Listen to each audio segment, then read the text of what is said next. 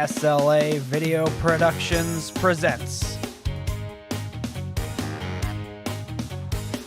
live from the Eileen Humphrey Auditorium in the beautiful Westlake Community Services Center in Westlake, Ohio. It's Westlake Live! Olszewski has worn many hats in his career as a Cleveland radio and television personality, college professor teaching media and communications, and now the author of 9 books covering the history of Cleveland radio and television. Oh, and he writes a monthly article in Boomer Magazine on pop culture. Today, SLA Video Productions host Addie Krinko and Mike Olszewski will take us down memory lane, sharing stories of pop culture locally and across the nation. Please give a warm welcome to Mike and Addie. Thank you. Okay, well, Mike, thank you for joining us today. I know you're a wealth of information on this topic, and why don't we set a framework to let people know exactly what pop culture is? I think they have a good idea, but let's start with that. How would you define it? You know what pop culture is? I tell my students, it really kind of defined itself right after World War II, because you had a new generation who was coming up to World War II. People pretty much grew up the way their parents did. They had the same kind of clothing, the same kind of entertainment, and it was even kind of a more solid family unit. But after World War II, a lot of young kids all of a sudden had expendable cash, they had cars, and television came into it. So mom and dad were at home watching a very expensive television set, and the kids were actually, going out and kind of like forging their own sort of culture in many ways. So the youth culture really kind of gave rise to the modern pop culture. I tell my students, pop culture is sort of like a water tap. You turn it on when you need it, you turn it off, and it's there tomorrow. Well, it's, of course, we have trends and there's an evolution there. But pop culture is whatever is the most important to you that maybe that affects you in a way that history doesn't.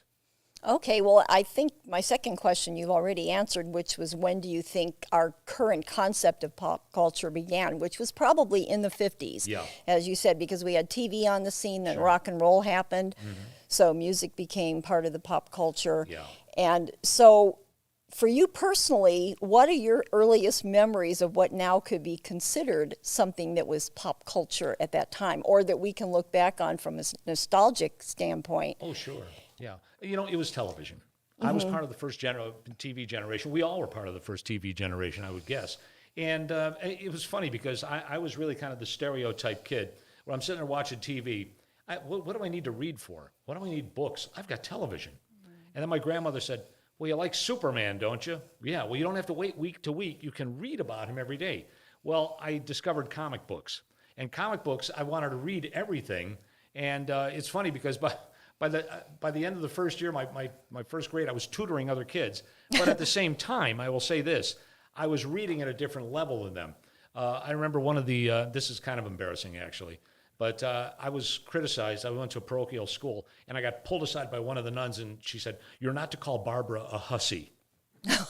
She was 6. And I met up with Barbara years ago. We had a reunion. She said, "Oh, I remember that day." But that's what Lois Lane called Lana Lang, and I thought, I didn't know what it meant, but But at any rate, you picked up a lot of that, and the more you read, I just wanted to read everything. I remember when I was in first grade or second grade, I read Moby Dick. I thought it was just about a big fish. I didn't know what it was about, but I read it. Huckleberry Finn, Tom Sawyer, things like that. But as a result, that gave me a good base for a lot of the pop culture that came. And of course, back then we had a lot less culture. We did not have the computers and video games and things like that. But we did have movies, and we had radio, and of course we had television. And television, a lot of that stuff was based on old radio. So I could converse with my grandparents and talk about the Jack Benny Show and Red Skelton and people like that. And a lot of that stuff was just transitioning over. So there was that common bond there. I think so. I mean, for me personally, what I remember as a child was watching Roy Rogers and Lone Ranger, Mickey Mouse Club, Howdy Doody. So, as you said, a lot of it was influenced by television. And sometimes that carried over into merchandise we bought. If you watched Davy Crockett, then you had your coonskin cap and all that sort of thing. So that could be considered part of it. Well, so now you're this expert, as evidenced by all your books and your being a teacher of this topic, and then you have this wonderful article in Boomer Magazine. How did you become such an expert in this field or topic? You know, I think I have, well, number one, I have a good overview of a lot of this stuff because it interests us. And quite honestly, we are all kind of experts in our own area that we like. You know, I had a student at the University of Akron, and we were doing public speaking. This kid's 6'3", easy. And this is maybe about 10 years ago, and we're going to do introduction speeches, and I make sure I know all the topics and stuff. I come up and said, "What are you going to do your introductory speech about?" He said, "Barbie." I said, "Barbie who?" He said, "Barbie the doll." I said, "This I got to see." So he gets up there. He had this fascinating speech. Barbara Millicent Roberts is her full name. She was named after the inventor. He gives this whole speech about Barbie. And I said, "What's your interest in Barbie?" He said, "None." I said, "What do you mean none?" He says, "I grew up with that stupid doll." He said, his mother, I should have known when he was citing his references, his mother was one of the world's experts on Barbie in Akron. She wrote books about it. And he said, "I couldn't have my friends over. She had the dolls stacked everywhere, including my bedroom." I said, "Okay," but the thing was, there are those certain people that just have that one niche that, you know, they That's really, true. and the thing that really impresses me is how people really want to be so accurate about it. Now, I'm blessed in that I do these books with my wife, Janice. She does a lot of the research. And here's something we have to keep in mind. A lot of these areas have not been written about. When we did, certainly the TV book, is because we knew Lynn Sheldon, Barnaby, Uncle Leslie, and he had all these amazing stories. We thought, why aren't these being written down? Now, here's the thing. Some people have fuzzy memories. Some people they're really kind of defining their own mythology in a lot of ways. So Jan and I would do this research. And here's the thing. You got to get it right, because nobody's going to go out of their way to correct it. And if you don't get it right, you've just rewritten history, which is what a lot of people want to do. But, you know, and the other thing is, too, you have to, there's a method called data triangulation. This person remembers it this way, this person remembers it that way, somebody else has a different story. So you find what they all agree with, and then you attribute. This is the way so-and-so remembers it. This person had this to say about it. So, you know, you're reporting it accurately, even though, you know, they have all kinds of different stories. I think that it's what interests you, and I give a good overview of a lot of this stuff, but I think everybody is kind of an expert in their own way, in their own method of pop culture.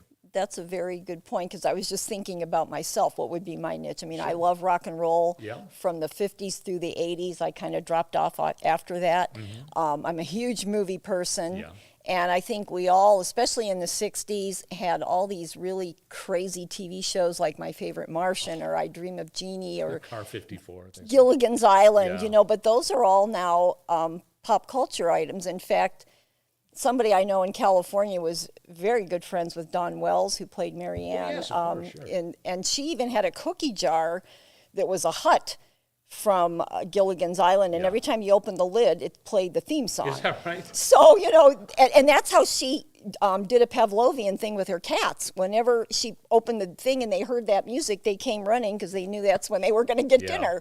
So, I think everybody has a different relationship, and every decade seems to have its own, because, you know, the 50s was all about the sock hops and the original rock and roll. Then the 60s was all over the map because you had protests, you had peace signs and lava lamps and everything. Then 70s was disco, and 80s was big hair and shoulder pads. So, you know, there's so much that every decade you could do an entire episode of this discussion. Oh, yeah. It's funny you mention that, too, because I was reading about some of the early days of the British invasion, with the British rock and roll scene.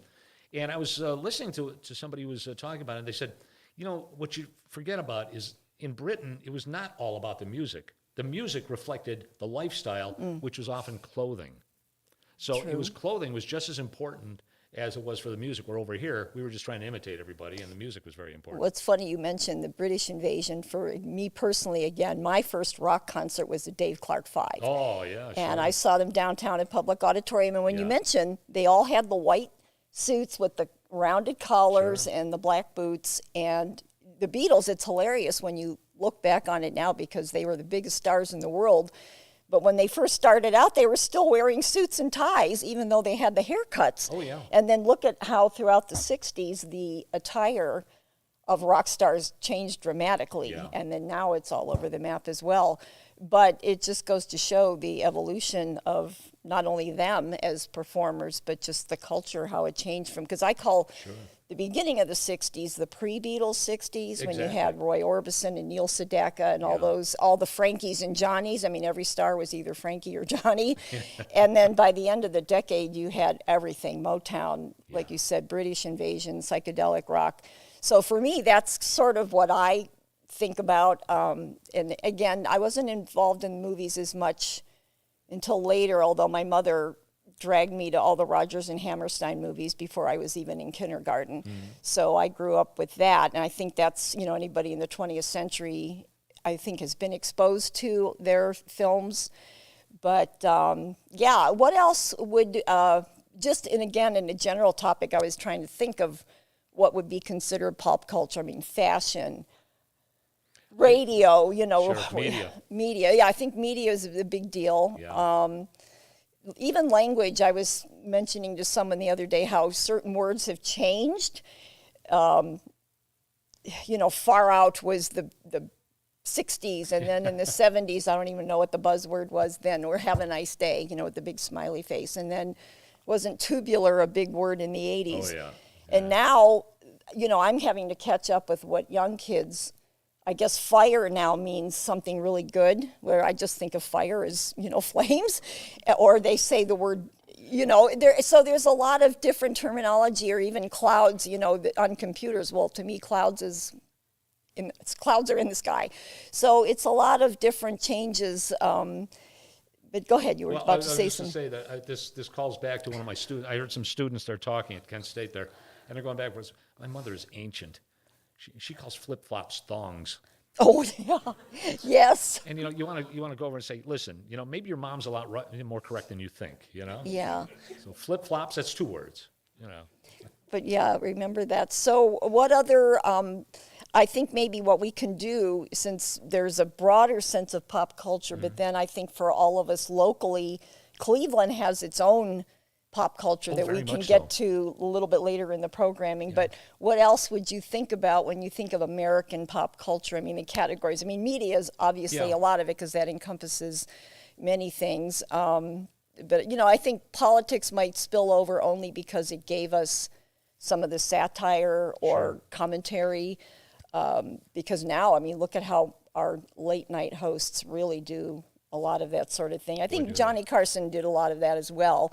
But, yeah, so what other things can you think of? Well, once again, going back to all media, you know, because media changed because of television, but at the same time, it became a lot more accessible, okay? Yes. So I think that it's whatever affects us the most. Not to jump ahead, but, you know, it's funny because I'll often ask people, I'll say, okay, who was your 4th grade principal? And they're scratching their head and say, okay, how did Barnaby end his show? And they go, right away, they know. Well, it's even like when you memorize the words to songs that you may have listened to 40 years ago, and if it comes on the air, you can still sing along with it. Oh, gosh, yes. You know, so I think that it's just whatever really kind of affects you at the time, and it just takes you back. You know, so often we'll look at, you know, these various, you know, shows and things. We want to see another show again. You think, boy, you know what? That really wasn't a very good show, but it took me back to when I was actually, you know, watching it. So it kind of takes you back as almost like a time machine. And maybe the show wasn't as funny as you thought, and maybe it wasn't as well produced, but it's still important to you. Well, when you talk about shows like that, one of the constants in my life was I Love Lucy. I mean, the fact that that show started in, what was it, the late 50s that it came on the air? Mid-50s. Well, it started on radio with My Favorite Husband. Right. And that show, it's just amazing to me that it is still on the air. Yeah. And I know a woman from Japan, and she said she used to watch it in Japan. Sure. And it's still funny. It's still, you can relate to her antics. And I don't think there's ever going to be a TV show that's going to have that kind of longevity. As far as a comedy, never. You know, and it's funny, too, because Lucille Ball and Desi Arnaz were visionaries because they started Desi Lou Studios. And it was either, I forget it was Lucy or Desi, but somebody came up and said, they got this idea for a science fiction series. It's not going to work. They just do it. Oh, Star Trek. And it was Star Trek. And look what that turned into, another industry. You know, it's funny because there are 2 TV series that, comedy-wise, I Love Lucy has never been off the air. Right. It's always been in syndication somewhere. And the other is Superman. The Adventures of Superman, where a lot of that is in black and white. The first season is black and white, but they've always syndicated. It was always there. And, you know, another thing now, too, is the copyrights and, you know, like the residuals and things like that, those have dried up. So anybody can use those now, but they're always popular. Always popular, yeah. I think for me, also TV-wise, I remember as a kid being glued to Bonanza. Oh, that of was a course. big deal. And Lassie, I don't know, because we had a collie, so I guess I related to that. But again, you've made a very good point. And it reminds me of, I don't know if you watch on PBS, there's a guy named T.J. Lubinsky who has these music shows where they'll zero in on maybe 70s soul or sure. psychedelic from the 60s. And he always calls that music the wallpaper of your life. Yeah, oh, that's a And great it one, may yeah. have been just sort of surrounding you at all times. It may have not been hitting you over the head, but it was there. Yeah. And I think that's kind of what pop culture might be in some ways. Well, it's funny you mentioned Lassie, and I know my wife Janice is going to kill me for this, but don't invite my wife and John Provost to the same party. Here's why. She had these checks, and they were like decades, 1950s, and they'd show lunch boxes and Lassie and John Provost. And all. The 60s had, you know, Kennedy and all that stuff. She loved these checks. And I was doing an interview once with John Provost, who was doing a pop culture convention, because they have these conventions now, like, you know, these wonderful things like the Mid-Ohio Con and the Monster Bash. Come out and visit the stars and, you know, get your picture taken and things like that. And I happened to mention to John Provost, I said, your picture's on our checks. And he said, really? He said, would you give me one of those? He said, just put void on it. So I did. He went after the check. He said, the check maker, he said, you owe me residuals. They stopped the checks. They were Jan's favorite checks. And both John Provost and I got in trouble. And I held her back from Provost when we saw him. But she's a violent woman. No, she's not. I'm joking. But at any rate, you see how, you know, this is the sort of thing where, you know, they're using the appeal of pop culture in, you know, to appeal to the generations. And every generation has its own form of pop culture, its own I guess, era. But let's enjoy it while we can. But talking about the conventions, you know, like the Monster Bashes and things like that, they're giving these people a chance to come over, you know, to come forward and see these people that meant so much to them. And a lot of these people don't realize just how important they were to people. Yes. Yes. And let me just point out that in our book, From Captain Penny to Superhost, Marty Sullivan played Superhost. And for years, he moved away from Cleveland. And, you know, people would write to him, and he'd write back and that sort of thing. But he came here to actually appear at a convention in Akron, the Akron Comic-Con. And I picked him up, and he said, nobody's going to remember me. And he was very sincere. He says, I'll help you out. But we're going to go to the Crib Show on Channel 43 and then to Channel 3. From the moment we got out of the car, security people are coming up at 7 in the morning saying, it's Superhost, and it was wonderful. Now, while we were waiting to get into Channel 19, he was standing there, and he had a Superhost outfit on, and he had what he called his flasher jacket, which was his raincoat. And he's standing there, and he said, uh-oh, and he looked down. The trunks had fallen. Uh-oh. And he said, that was not planned. I said, well, thank goodness it didn't happen on TV. The entire weekend, there was just a long line of people to meet him.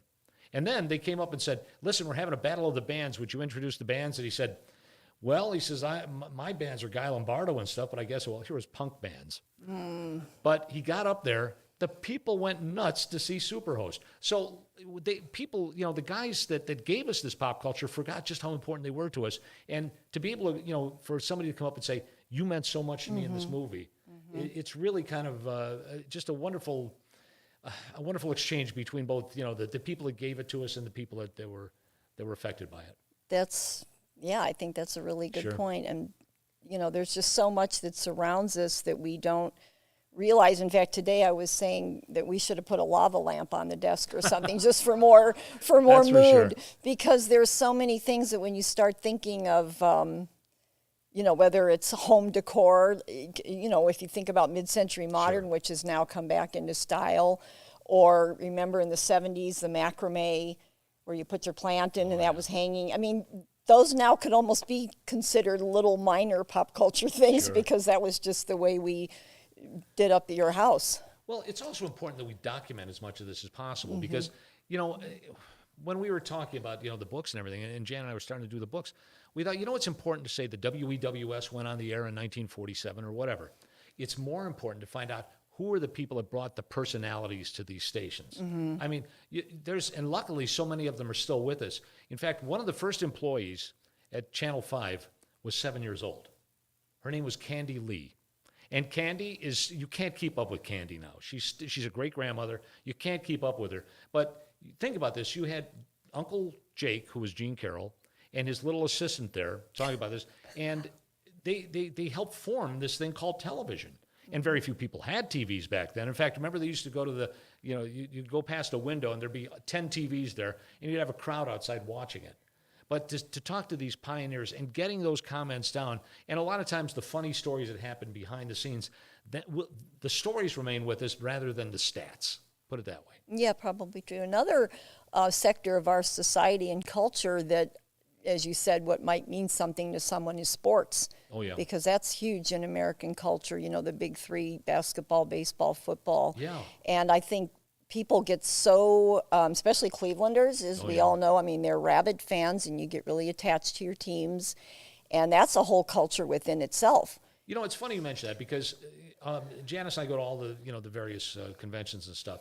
And we met up with a guy named Frank Dell'Ostrito, who writes books about pop culture and everything.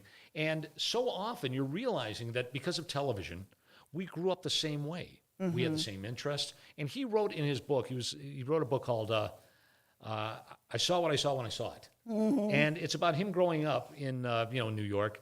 And it very much reflected what we had in Cleveland. But his heroes were the Bowery Boys, the Three Stooges, Our Gang, and Mickey Mantle. And the sports came into it as well. So it's funny. And here we had, obviously the Indians and things like that. So, yeah, sports comes into it as well. And maybe, there was always an interest in sports. But the heroes that were able to, when they were following, these human interest stories of Roger Maris and Mickey Mantle chasing after Babe Ruth's records and things like that, the media and, let's face it, merchandising also played into that. So that became like a different part of pop culture as well. You're right. Yeah, because I think going back to what you said, before television, we could watch sports live. Sure. They relied on the radio or the newspaper reporting.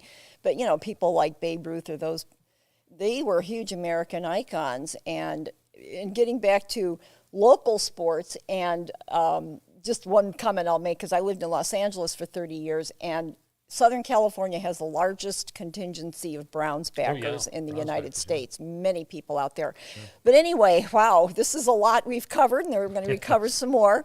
But right now we're going to pause for a station break, if you want to call it that, and we're going to have a message from SLA Video Productions.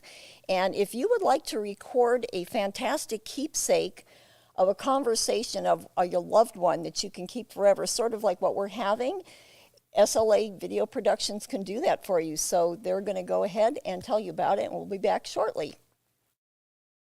SLA Video Productions likes to capture the stories of all sorts of people. I love when my grandma tells us stories about how she immigrated from Guyana to America. Why not consider recording the life of a beloved member of your family so that even when they're gone, you can still hear their voice? Keep your loved ones' voices with a keepsake to have forever, documented in their own words. Let SLA Video Productions record your story so that you can leave it as a memory for your family. Okay, well, we're back. Since we kind of referenced this earlier and we ended on a Cleveland note, let's zero in more on Northeast Ohio pop culture, because there's so many things that if you grew up in this area that you're going to identify, whether it's going to Euclid Beach or watching Goulardi, or so you take it from here. You can get going. You know what a lot of people forget is that when TV first came on, into our homes, and it was very expensive, and everybody had the TV, and it was one of those TVs where you turned it on, waited till it warmed up. And then the kids were the remote. My dad would say, go over there, change that channel. No, put it on 5, But the thing was, the TV was the electronic babysitter. Mom could do a whole bunch of things when you're watching Howdy Doody, Winky Dink, Barnaby, Captain Penny, things like Franz the Toy Maker. And I would even watch it would come on in the morning. And I try to tell kids now, it started with the national anthem, it ended with the national anthem, and maybe Milkman's Matinee or something. But I would watch the test pattern. And the test pattern, you were supposed to adjust your TV to that. But the thing was, it opened up these wonderful windows to so many other things. I remember having a conversation when I was 6 years old with my father saying, why don't we live in an apartment in New York City? He said, go get a job. And, okay, Dad, sure. I'm 6 years old. I'm going to get, work permit. Let me go now, But I mean, the thing was, it just opened our eyes to so many other things. And you know, that was another, you mentioned Ghoulardi. Well, we used to have a disc jockey back in the 1950s named Pete Mad Daddy Myers. And he was, and his newsman was Ernie Anderson. So you hear a lot of Pete Mad Daddy and Ghoulardi, but Ernie Anderson was totally Ghoulardi. But the thing was, it became so popular that if you missed Ghoulardi on Friday, don't go to school on Monday, because there's nothing to talk about. You know, that was the most important thing. TV was so important, especially in the early 60s. You know, you had Ghoulardi, when he was on, the crime rate dropped 50% because the criminals and the victims stayed home. That's what happened. And that, you know, as crazy as it sounds, and Cleveland police were saying, put him on every day. For a time, people forget, Ghoulardi was on 7 times in a week. He was not on Sunday, but you had Monday through Friday, you had Laurel, Ghoulardi, and Hardy. And then he had the Bowery Boys on Saturday afternoon. And Fridays, of course, he had those crazy movies. The great thing was, years ago, I got to talk to Jimmy Zero, who's one of the Dead Boys, a punk band. And he said the reason that Cleveland was one of the few cities to actually take to punk rock is because Ghoulardi showed them that anarchy could be entertainment. And the funny thing was, too, Ernie hated pop music. He liked jazz. Wow. He hated rock and roll. And he would make fun of Chuck Schodowski because of Polish, music and stuff like that, polkas. But the thing was, they actually offered him a chance to meet the Beatles. Ooh. And when I did an interview with Ernie, I said, you had an opportunity to meet the Beatles. He looked at me and said, you call that an opportunity? And he was like, what? He said, no, I didn't want to meet the Beatles. But the funny thing was, when the Beatles came to Cleveland, they had a press conference. And I've got a copy of the 64 press conference. You can see it on YouTube. And they asked him at one point, are you going to meet Ghoulardi when you're here? And John Lennon says, who's that? And he said, he was the first guy to play your records. Well, he wasn't. And John says, well, a lot of people said that. And Paul just looked up and he said, if he was, he had good taste. No. But think about this. You had back then you had the Beatles, Batman, and James Bond. And that was like pushing popular culture. And I would add Ghoulardi to that as well. If you lived here, yeah. Joe Bob Briggs had the final Ghoulardi appearance where he actually appeared as Ghoulardi on his show. And he said, you know, when I was growing up, I wanted to live in Cleveland because you had Ghoulardi. Oh, my God. Well, here's another little thing, too. And actually, we have somebody in the audience. Gary Smith is here. Gary was a fan of Chuck McCann. Now, Chuck McCann, we wouldn't really know him around here, but he was the guy in the Right Guard commercial where the guy opens up the medicine cabinet. There's a guy on the other side, and he says, hi, guy. And the guy says, Mona, and he's looking for his Right Guard, But at any rate, what happened was Channel 5 actually was the last place that Ernie Anderson played Ghoulardi locally.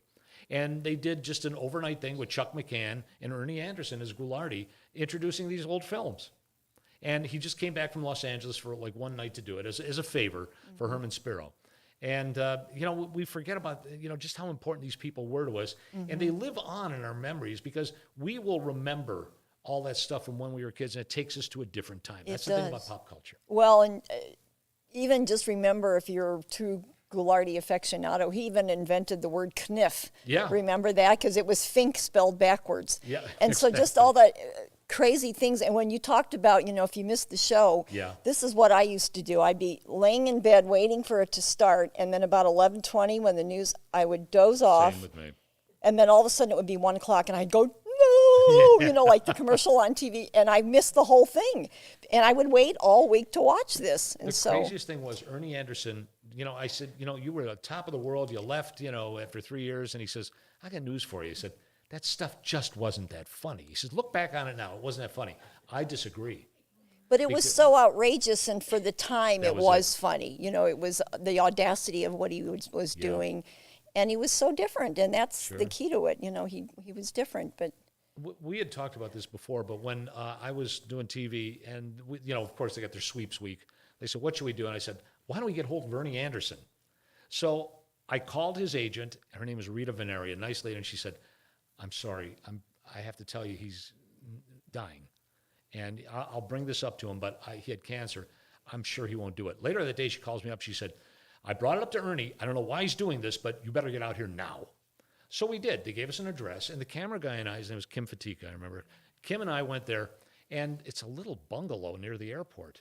I said, this can't be the right place. And we opened it, and the housekeeper just is going to sit on. So I said, are we in the right place?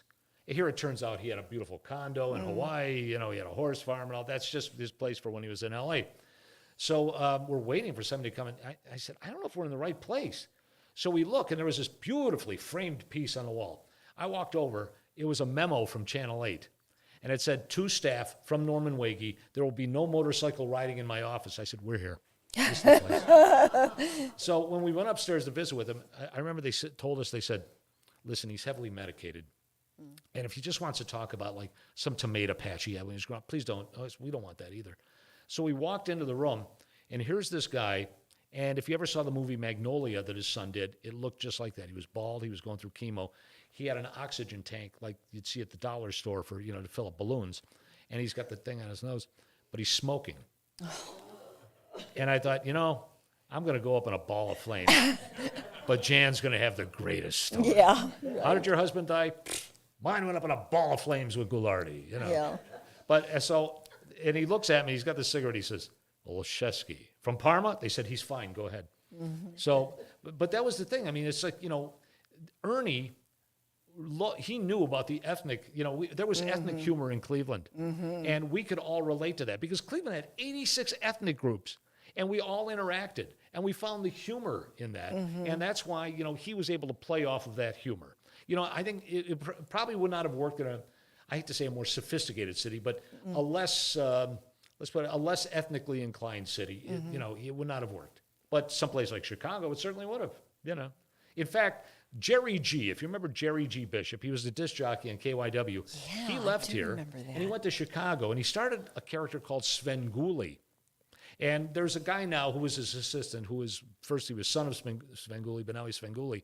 But he borrowed a lot of that stuff. I was just going to say, it sounds like just the ghoul aspect of it. Yeah, exactly. Well, that was a big part of my growing up. And other things I remember about Cleveland are glorious downtown department stores, which, I just missed that era because you got dressed up, you went down. And in fact, when I watched the movie A Christmas Story, which is actually now pop culture Cleveland, with the leg lamp and the whole thing, but just the scene when he's going up to see Santa and they're going up that escalator to the mezzanine of Higbee's, I was having a deja vu experience when I saw that. In fact, I saw the movie the first time in California, and I'm looking at the backdrops and I'm thinking, this looks like Cleveland. And I don't know if I remember seeing this Terminal Tower in the opening sequence, but I miss those days of all those gorgeous department stores, and it's such a shame that they kind of fell by the wayside. I can't believe you said that because we had dinner with a friend of ours,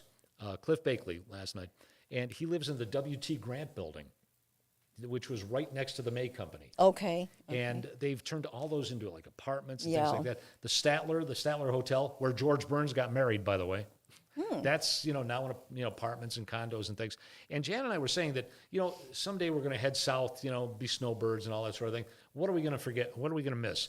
The old Terminal Tower, the Williamson Building, certainly, all the theaters, the Silver Grill. Of course, if you remember the Silver Grill, and they used to serve you your food in a little stove. And after a while, they replaced the wooden stoves with cardboard stoves you could take, and the boys got it in little trucks. But it's that old type of Cleveland that we really are going to miss. Yeah, I enjoyed that sort of thing. And going back to the amusement parks, I never went to Geauga Lake, but I know that was a big deal. But I loved Euclid Beach. I don't know how many people here used to go. Sure. But that was really an old-time amusement park because, you'd have these roller coasters with the things holding them up, kind of, shaking. Sure. And then you'd have rides like the flying turns, which was, if anybody doesn't know about them, it was like being on a luge or a bobsled because you would. And it was wood, and those would shake as they went. Yeah, and when you think about it now, you wonder how sound a lot of those structures were. Oh, I'm sure. But in the day, that's what you did, and that danger was part of the fun. Well, probably yes. And then, did you ever go to Euclid Beach? Yes. Okay. And you know what? There's two things I want to bring. You brought up about amusement parks, which is very important. Number one, Euclid Beach is mentioned in a Beach Boys song. The Beach Boys actually played Euclid Beach, and they came out with a song the next year where they mentioned that and some of the other ones. And that was huge. Euclid Beach was the place. JFK was there shortly before he got elected. And then the other one, Geauga Lake. Now, Jan and I live in Aurora, which is near Geauga Lake, and you could hear the park from miles away. And it was exciting. You didn't want to go there in the summer because of the traffic. And if it was, if they had like picnics, Cleveland Clinic used to have its picnic there over the course of 4 weeks. The traffic we found all the sideways and byways to get around it. But the thing was here's something about Geauga Lake. Geauga Lake used to have the Wixie Appreciation Days. And they would have the Fifth Dimension and all that sort of thing. And before Woodstock, it held the record for the largest number of people to attend a concert, over 100,000. Now, they said, well, yeah, but a lot of people are coming for the for the rides. 100,000 people didn't show up at Geauga Lake for the rides. No. They were there for the Supremes and all these other people. And I was talking to Larry Morrow the other day, who was on Wixie. Beautiful guy. And he was telling me that they said that, they came out and they said, okay, we have this new guy, Neil Diamond. Neil, where are you? He was sitting under a tree, just sitting there waiting. He had a beard and everything. And he got up there, did his songs. Everybody said, hey, wait a minute. We didn't know that was Neil Diamond. Because we didn't have that kind of media where it was just showing all the time. And he was just starting out. And the funny thing was, too, they said, somebody's got to go pick up Mr. Diamond at the airport. So they sent a station wagon. Uh-huh. And he was happy with that. That's just the way it was. But the amusement parks, you're right, were so important to us. It's I hate to say it, like Disneyland and Universal might be the last of that, where people are going there, where people will buy season passes and things like that. But unfortunately, that era's passed us by, too. Well, and I have to interject my own personal, because I worked at Disneyland for 10 years. Did you really?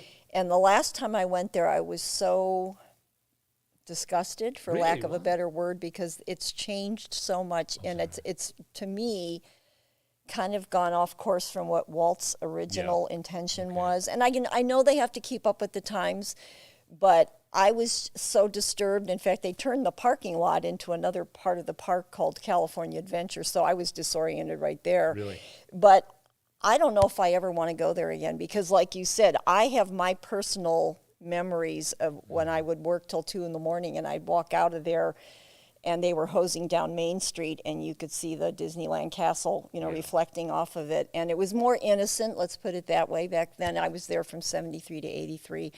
So everything changes, though. We have to, I think at our age, we realize that nothing stays the same.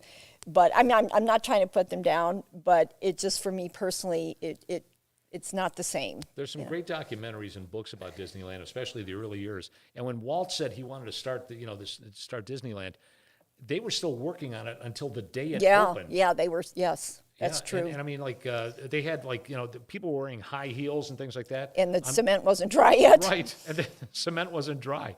An interesting thing too. There's several books about this, but Walt Disney was a heavy smoker, so there was cigarette machines every 500 feet. Oh, but you couldn't get a beer. He was a teetotaler.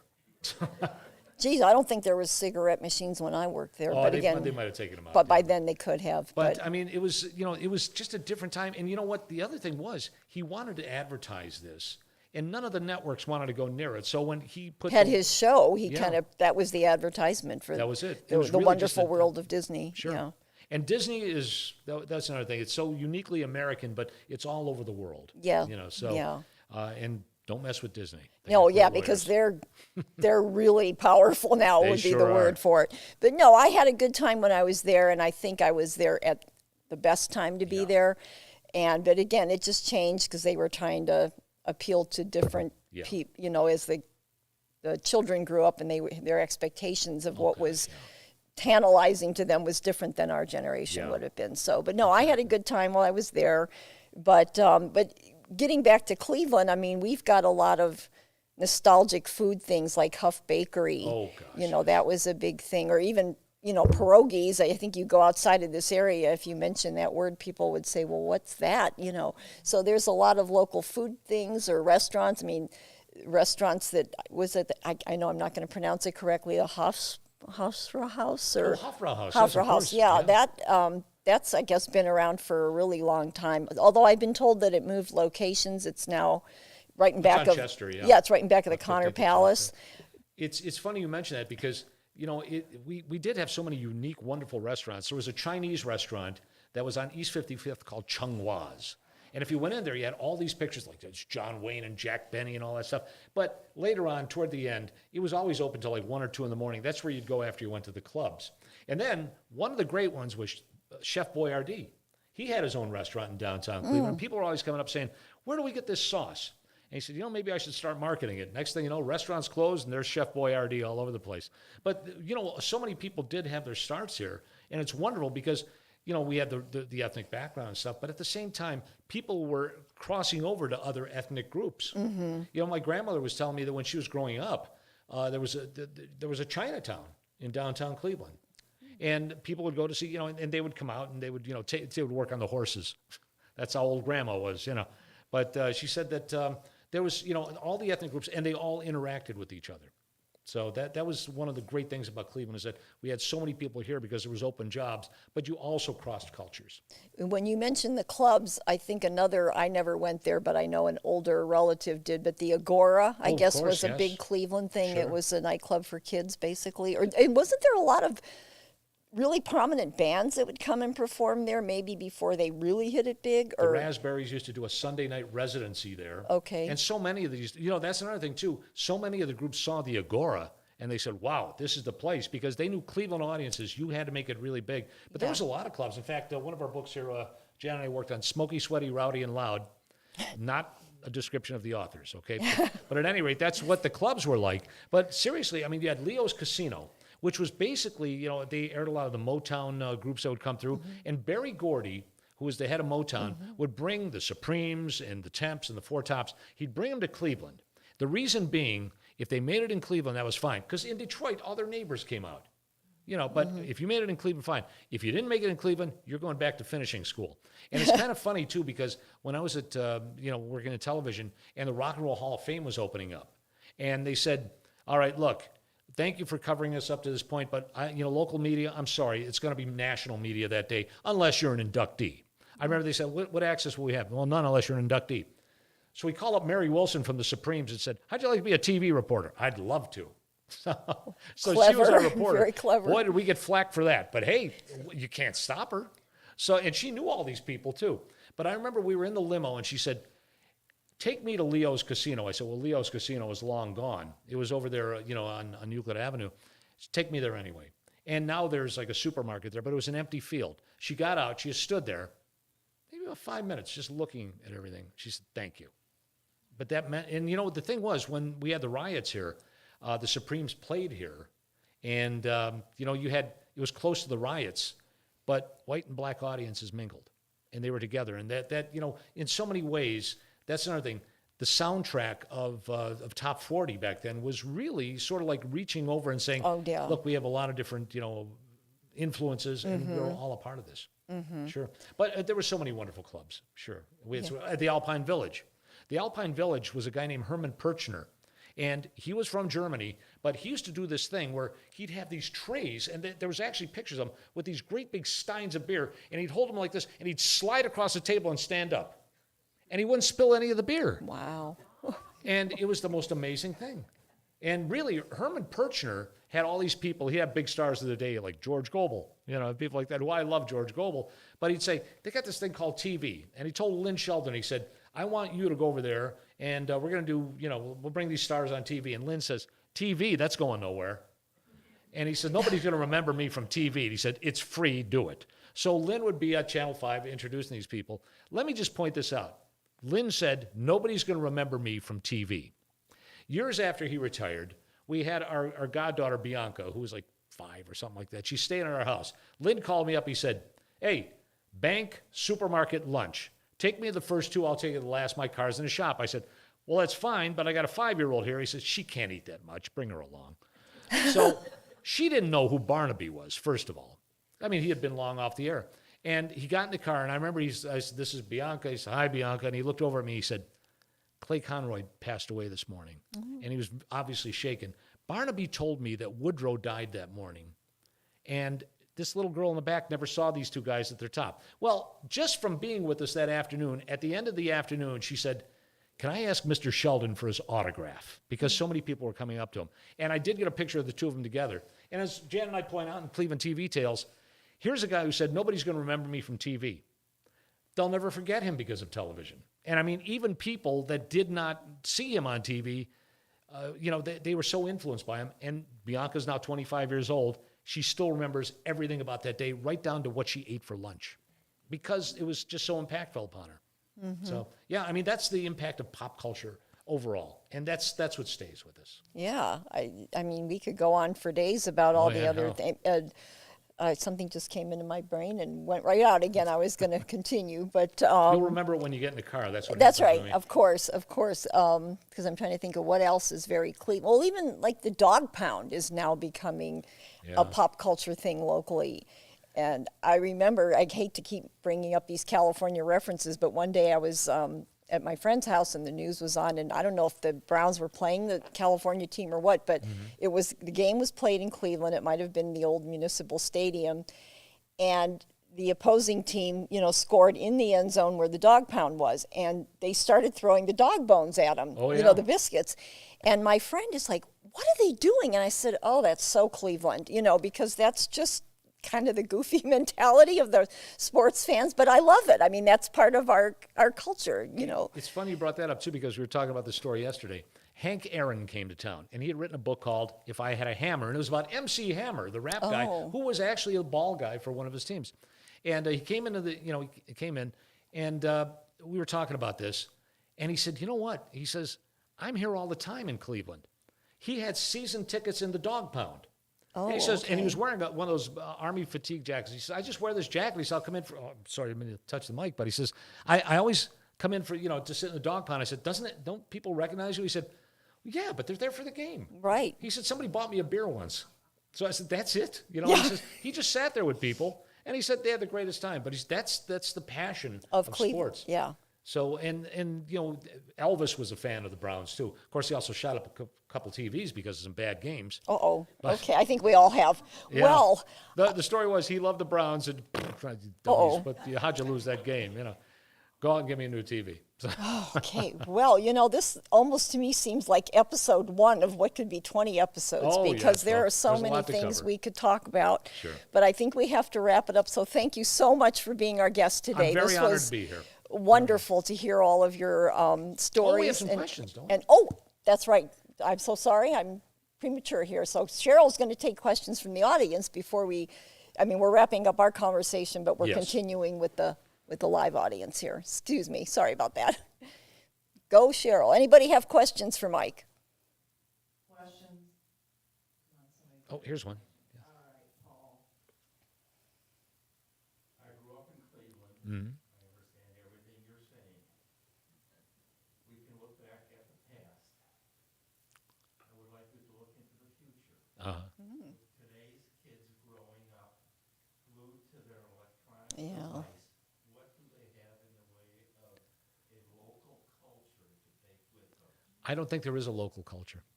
I really don't think so. Outside of your family, I don't think there's a local culture. I think that everything is now a world culture, which is great, sort of like a global village. But you know what? It's funny. I play like Goulardi for some of my classes, and they'll say, they'll look, they don't get it. And, they just don't understand the way it was. It was reflecting the culture. And I just told them, yeah, we saw this every Friday, and you missed out. And, I don't believe that there is. I don't see the local culture. I think there's going to be a lot of people that are going to look at this and say, and certainly, everything's changed because of media and it's more accessible and things like that. But I don't see people looking at the Mario Brothers as being an influence the same way that Captain Penny was on us, or Donkey Kong or something like that. I think that's changed us, and we're going to, and future generations will miss out, which is another reason we're writing books, so we can all remember that stuff. Yeah, but that's a great question. Yeah, I don't see an evolution. Very good point. Yeah. Because kids just don't play outside, from what You brought up about playing outside. Lynn Sheldon, Barnaby, was the biggest thing on TV. And one day he was on TV and he said, "Hey, kids, you know what? It's sunny outside. Why don't you go outside and play and read a book or something? Barnaby will be here tomorrow." Meanwhile, the sponsors are going, no. Yeah. But, that's just the way it was. Sure. Do we have another question? Okay, we have a question. Uh-oh. My wife has a question.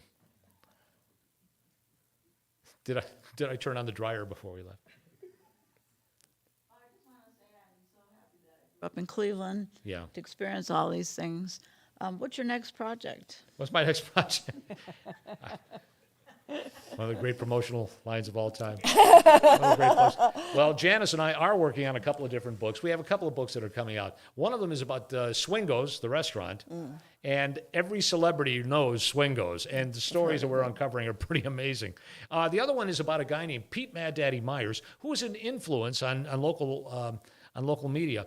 When Pete was on the air, it was the same thing. I mean, you know, it's just like Goulardi, because if you listen, there's very little tape of Pete Mad Daddy Myers. And when he was on the air, you know, the city shut down so kids could listen to him. And he was like this crazy Goulardi character. And keep this in mind, right after World War II, we needed things to bring us together, just like World War II did. But when you came back from the war, this was still a society that was ultra-conservative. It was sexist, anti-Semitic. It was, you know, everything, racist. If you were a young white guy, Protestant, you had the world ahead of you. After that, you're swimming upstream. But the thing was, we had rock and roll. And rock and roll was a lot of times, you know, based on R&B and, you know, roots music like that. This was the devil that was coming into your kid's, you know, bedroom. And they got it underneath their pillows. So that made it all that much more attractive. Plus, it was just great art. So Pete Mad Daddy Myers was one of the first horror hosts. In fact, when he was on TV for about a month, he told him, you have to hang the camera upside down. It was an 800-pound camera. So they said, you hang upside down. And he did the show like that a couple of times. He said, no, I'm going back to radio. That's the end of that.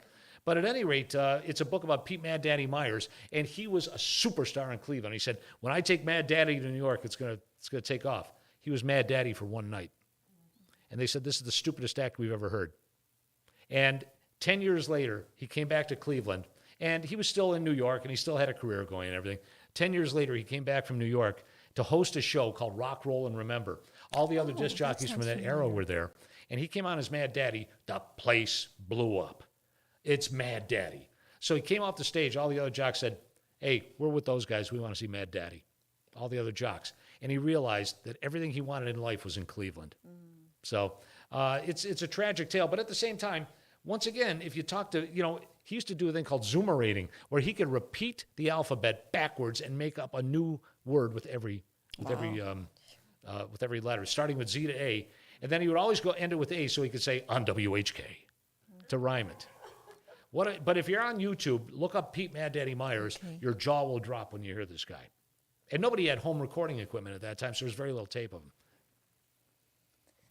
Hey, Mike, tell us about the project you're doing with Dan. Oh, very good, sure. You know what? Thank you, Jerry, by the way. Yes, there's a documentary coming out. Dan O'Shannon, who people will know around here as being, when you look at any TV series, it usually says, most of them, the good ones say executive producer Dan O'Shannon, Modern Family, Newhart, Cheers. This guy's got a history like you wouldn't believe. Well, he came back to Cleveland. And what he's doing right now is, I asked him, I said, we're going to do a documentary based on the book, this one right here, From Captain Penny to Superhost, from Gray & Company Publishing. Makes a great gift. At any rate, we said, we've got these stories, and let's put out this documentary. Well, when Dan comes into it, it goes to a network level. It's not going to be on the network, but that's the kind of professionalism he brings into it.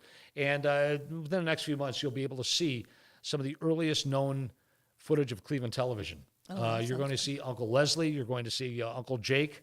And it's pretty exciting, really. That's the one thing. It got shut down because of COVID. But that year that we were shut down, we got to do a lot more research. And it was wonderful. The gentleman has a quote. Hi. Have you written any Cleveland pop culture trivia books? Funny you should mention that as well. See? That's our third book coming up. Yeah. Oh. And, it's funny because we'll have a trivia question, but then the story behind it as well. But we have to get these other two projects. But there's a lot of trivia, too. There's so many wonderful things. Thank you. Hello. Hi. I did not grow up in Cleveland, but I grew up, most of my childhood was halfway between Cleveland and Pittsburgh. Okay. And so we had Goulardi. You had Chili Billy Cardilli, too. Chili Billy Cardilli from Sharon, Pennsylvania, and Addie will know where that is. The funny thing is, there was a show called SCTV, Second City TV, and a guy named Joe Flaherty grew up in Pittsburgh. And he was the news anchor on this comedy show, but then 5 minutes later, he's Count Floyd. And he'd have that, and he'd come on and he'd say, "Hi, kids, Count Floyd," and he said, "Tonight's movie is Blood-Sucking Monkeys from West Mifflin, Pennsylvania." Oh, jeez. And they would say, what? Where do we get that stupid film? And he said, oh, it is a terrible one. He says, and he dresses a vampire. But that was based on Chilly Billy Cardilli, who every year was at Monster Bash. And if you introduced yourself and said hello to Chilly Billy, I will guarantee you the next year he'd come up and say, hello, Mike, how are you? Because he was the weatherman, and then he was Chilly Billy after that. Sure. Every city had them, but Chilly Billy and easily Ghoulardi were the best. Are you open for suggestions on other projects? Tom Hanks started out with Great Lakes Theater, part of Playhouse Square now. I volunteered down there, and I walked into the Hannah Theater, and there is a big bar with Tom Hanks and his wife's name, donated by. Yeah. There might be a story there. Well, here's a trivia, going back to the trivia.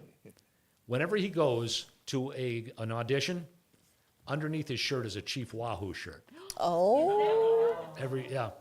Yeah. Hanks is that's his good luck. So there you go. Gary, you always have a question. I don't know, I can't think of anything. I want to make sure the mic was on. Yeah, one thing you talked about the influence of music, and one of the shows, like American Bandstand, we had Upbeat. Yeah, we did. And I had was some personal syndicated. connection of friends there, but just the idea that what kind of influence do you think that had on eventually Rock and Roll Hall of Fame and everything? Well, it had a great influence. Actually, the reason we got the Rock and Roll Hall of Fame was based mostly on Alan Freed, because every city had, Nashville, certainly Memphis, Detroit, had, its own base. But it's kind of interesting, too, because I got to talk to Dick Clark back when I was on a station called The Beat. And it was June or July, but he's coming in to already promote Dick Clark's, Rockin' New Year's Eve. And he said that there were two guys that were hosting Bandstand in Philadelphia. Now, they were two famous disc jockeys. There were some problems. One of them got caught drunk. And it was the same week that this station was doing a series on DUI. So he was gone. The other guy quit. He had some other problem. But he said he knew he was not going to get on Bandstand, which was that was just called Bandstand. So he heard about this place in Cleveland, Channel 5, that was hiring. And he was actually ready to come to Channel 5, where he would have obviously been the host of Upbeat. Don Webster came from Canada, and he was a man of all seasons. He did everything there. But that was syndicated all around the country. And it was on 2-inch tape. It was those great big tapes, and it was very expensive. And when they came back after going around the country, they would reuse them again. So there's not a lot left of Upbeat. But I think it had a huge influence. Another thing, too, because you had Leo's Casino, you had all these wonderful clubs here in town, and, they would draw from, La Cave, things like that. You had major stars coming in and to promote their shows and stuff. And then, here's something a lot of people don't realize. Led Zeppelin became the biggest band in the world in the 1970s. Jimmy Page and the Yardbirds played Upbeat. I mean, because they were just, they just had to, burn up their contracts. The Beatles were never on Upbeat, but Don Webster did interview them. So technically they were on, they just didn't perform. But everybody else, you had Mike Douglas, of course. Mike Douglas' show was here. The Rolling Stones were on Mike Douglas' show at 10 in the morning. Think about that, And was John Lennon on Mike Douglas when he was still in Cleveland? Not in Cleveland. He was somewhere in New York? That's another thing. People forget how accessible John Lennon was. He was there for the whole week in Philadelphia. Yeah, I remember that with Yoko. But making appearances. He did a thing for the homeless where if you brought a pair of socks, you could get your picture taken with John Lennon. That was just the way it was. They were all very accessible. And we were talking about, some of the people that influenced us. I just read a story the other day. They said, how accessible are some of these people? If you see Paul McCartney on the street, he'll talk to you. Don't go asking for autographs, but he'll just say, hi, how you been? Thanks, nice to talk to you. But he's glad to talk to people. You got to get close to him. But, that's the thing. So many of these people are really appreciative of the people that supported them. And you know what? The Cleveland people, they were even more appreciative than anybody. If you remember people, they love it. So. Any more questions? We have one. Oh, yes. goody. We're going to change from entertainment to the news. Okay.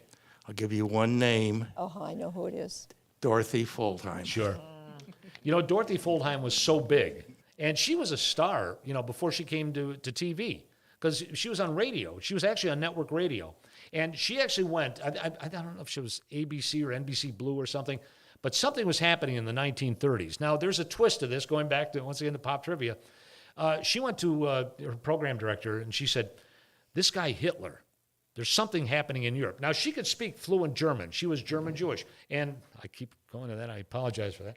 But at any rate, she said, I want to go to Germany. So she went to Germany, and she was in Munich, and at the beer hall where they had the famous Putsch, they had a flower show. And she went up to Goebbels or Goering or whatever. She said, I want to talk to Hitler. And they said, yeah, fat chance. She just walked right up to him and started talking to him. So she came back, and she said, I'm going to tell you right now, this man is a monster. And just by talking to people and looking at people, if we let this guy go, it's going to be the end of humanity. Her program director called her in and said, if I ever hear you give an opinion again on the air, your career is over. What did she do for the rest of her life? But here's the interesting point. She had a producer named Tom Piscura. Now, Tom mentioned, I said something about Dorothy, and he went, pfft. I said, wait a minute, she talked to Hitler. He said, yeah, she says. Are you saying she didn't? He said, no, she did.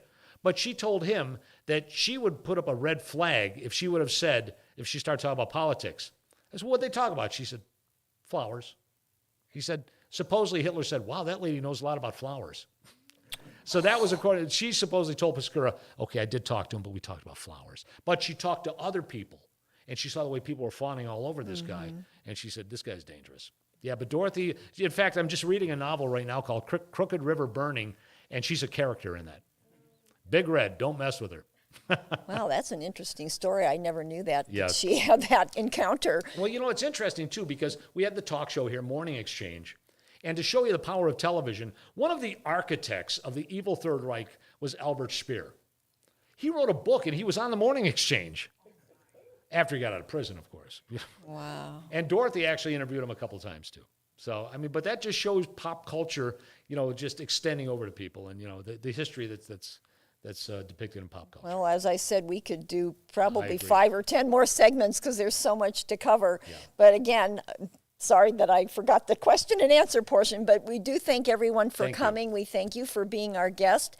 And for those of you that are really interested in Mike's perspective, I got aware of him or became aware of him because he's got a column at the end of every Boomer magazine. If you've ever seen the Boomer and Beyond magazine, it's right on the last page, and it's wonderful. There's all every week has a different theme. In fact, he and I talked a couple weeks ago. One of the ones he just did was that nobody goes to see movies in theaters anymore, and that's heartbreaking to me as a movie person. But anyway, you can access him every other month whenever the magazine comes up, and you'll say, oh, I know that guy. I saw him, at the... On the TV. Yeah, on the TV. So Thank you for having me, by the way. It's a great honor to be here. Well, we loved having you. Thank you so much, and thank you, everyone, for joining us today. And just as a reminder, if you would like to make a video of this nature of a loved one that you'd like to keep for your family, contact SLAVideoProductions.com. So again, have a great day. I'm Addie. This was a lot of fun, and hope we can do it again. Thank you, Addie. Thank you, folks. And we want to hear from you. Contact us online or through social media with ideas and suggestions for future content. Also, you can help us enlighten and inspire others by sponsoring one of our video podcasts or any of our content.